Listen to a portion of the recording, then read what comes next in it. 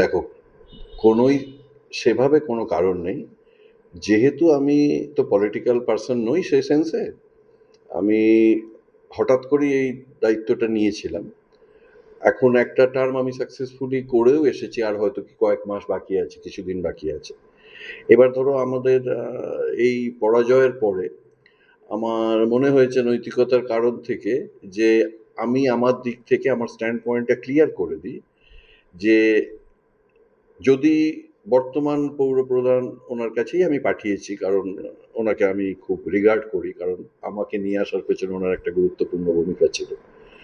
যে তোমরা যদি মনে করো তোমাদের কাছে কোনো অল্টারনেট আছে তাহলে আমি আমার রেজিগনেশন দিয়ে রাখলাম, বা ধরো নতুন যারা ক্ষমতায় এসেছে, নতুন সরকার গড়তে চলেছে, তাদের যদি পৌর প্রশাসন নিয়ে নতুন কোনো চিন্তা ভাবনা থাকে,